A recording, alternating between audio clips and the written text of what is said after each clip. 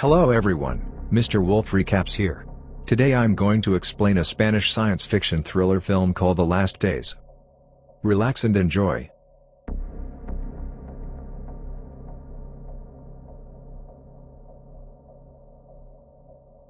The premise of the movie is set in a post-apocalyptic society. After a mysterious disease spreads all across the world, people become extremely agoraphobic, meaning that they develop a fear of the outdoors. The disease takes over so quickly that the people who are outside when it happens, die instantly. While the survivors stay wherever they are, it is currently 3 months after the disease took over and a cure has still not been found. The world has collapsed as people stopped coming out of their houses. An office worker named Mark was at work when the pandemic took over. Ever since then, he has not been able to return home to his wife Julia. At the beginning of the movie, Mark scavenges through his office building for food. Alongside him, his co-workers are busy going about their day as they have for several months now. He tries to use the phone, but as expected, it doesn't work. A view of the city through the window shows us the destruction caused by the pandemic. Mark looks at the empty streets while eating a piece of bread. His colleague asks him to come downstairs because it is his turn to work. For the past month, they've been making a tunnel that they can use to go places since they cannot walk outside. As Mark hits the wall, he creates a hole in it and finds out that the other end meets a subway tunnel. Later, everyone is being given ration food supplies.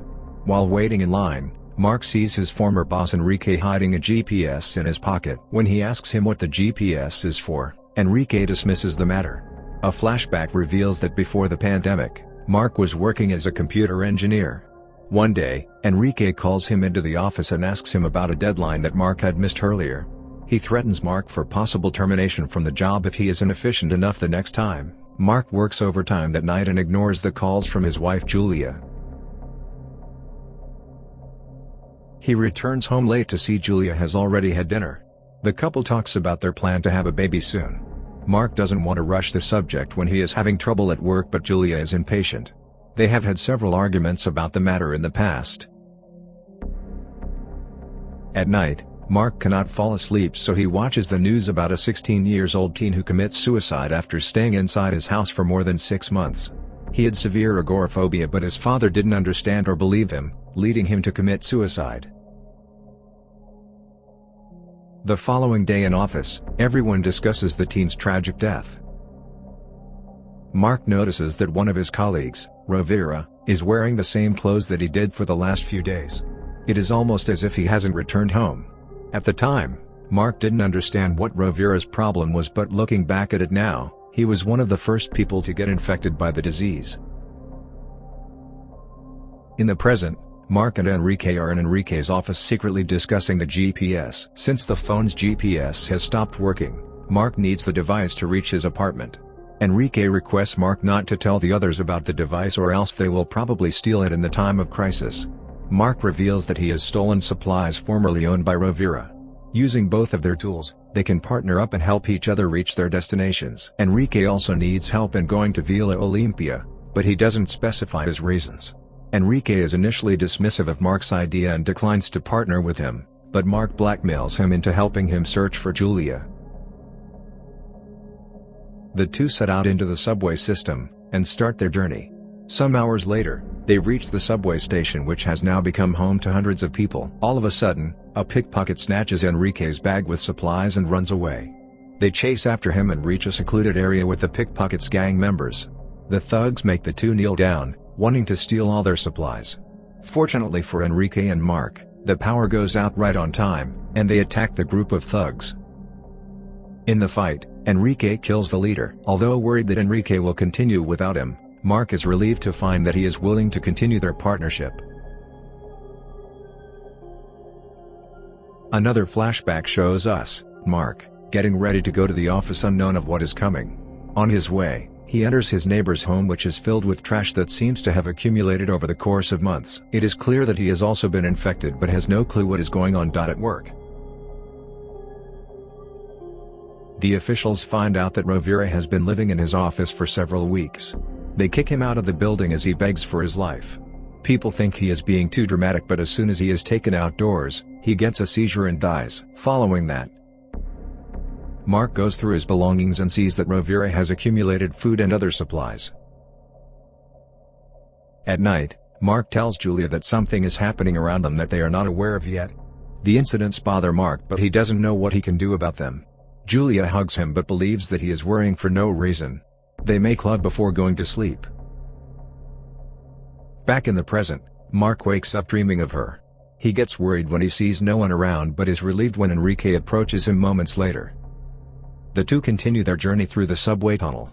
Mark inquires why Enrique wants to go to Villa Olympia, but he dismisses the conversation. He also has been collecting seeds of several fruits throughout the journey, which Mark thinks is weird. After walking for some miles, they find the opening to the sewer system. They jump into the sewer and use the GPS to get to the building that Mark lived in. To get out of the sewer, they will have to blow up a gas cylinder and make a hole through the ground. They miss the first 2 tries but are eventually able to create the explosion. Mark finally gets to his room but sees that it is occupied by a strange man. At first, he thinks that the man has abducted his wife, but it turns out that he and his family were working in the building.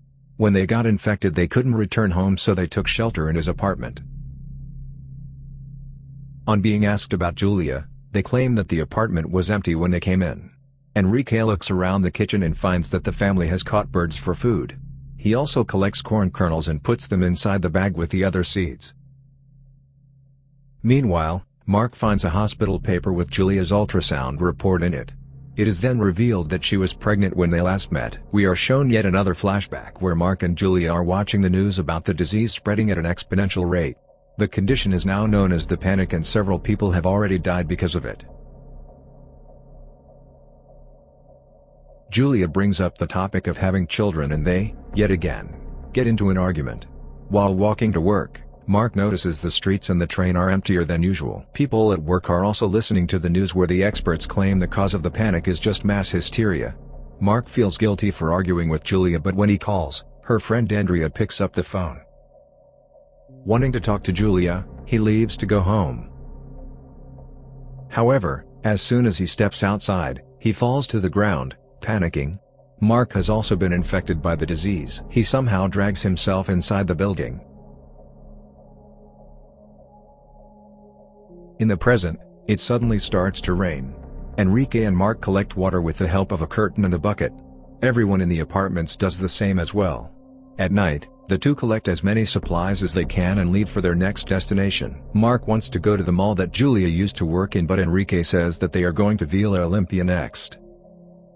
Since they have reached his apartment building, he no longer wants to accompany Mark. They get into a fist fight which ends almost immediately after they accidentally break the flashlight. Enrique then reveals that he wants to go to the hospital that his father is in. After finding him, he promises to give the GPS to Mark, so he accepts the deal. The two continue the journey and end up in an abandoned church at the end of the night. They find a lighter and use it to light a fire, hoping to have a cozy night. However, their plan is ruined when they are attacked by a wild bear. It attacks Enrique and is almost about to maul him to death, but Mark manages to kill it at the right time. Following that, they cook the bear's flesh and devour it. As they eat, they talk about their lives before the pandemic. It turns out Enrique's only family is his father, who he loves dearly. As they get to know more about each other, they start to bond. The next day, they continue the journey through the sewers to the hospital. On their way, they meet another group of survivors who claim that they have heard the rumors about the hospital being burned to the ground.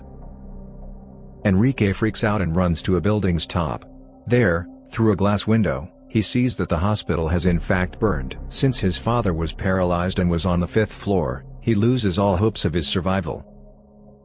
With no one to love or look after, Enrique loses the will to live and tries to jump off the window, but Mark saves him. Enrique now wants Mark to continue looking for Julia on his own. He even hands the man his bag of seeds, saying that his child will need them in the future. After an emotional goodbye, they part ways and Mark makes his way to the mall that Julia worked in.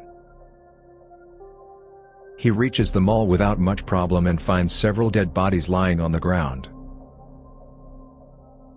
People there seem to have fought their lives off. He enters the shop that Julia worked in, only to find its owner dead on the floor. Fortunately for him, Julia's friend Andrea has written a note saying that they are at the supermarket. On his way there, he meets a group of survivors.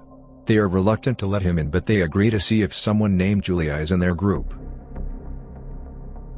Before they can get back to him, a rival group attacks them.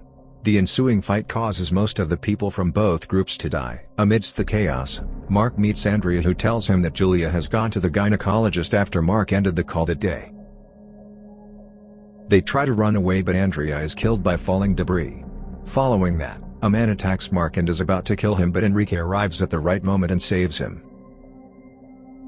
But just after, Enrique is stabbed in the chest. He hides his injury from Mark and offers to join him to search for Julia. They walk through the tunnel and end up in an auditorium. Mark runs to one of the upper floors of the building and sees Julia in the opposite building through the window. Julia also notices him and is overjoyed. Mark quickly runs back to tell Enrique about her, but finds him bleeding to death. Enrique urges him to go find Julia and live his life happily before passing away. Now, Julia and Mark are at the entrance of two opposite buildings. Mark takes the chance and runs across the street to meet her. His head gets lighter and his ears start to bleed, but he somehow manages to get to his wife in the end. The two finally reunite and look at each other with tears of joy. Some months later, Julia gives birth to a healthy boy. They use the seeds that Enrique had given Mark to create a greenhouse. As their kid grows up, he takes his first step into the outside world, proving that he is immune to agoraphobia. When he is a teenager, several other kids his age come to take him to rebuild civilization. The movie ends as Mark and Julia watch their son walk away with his group of friends. Thanks a lot for watching, guys. If you like this video, please consider subscribing to my channel.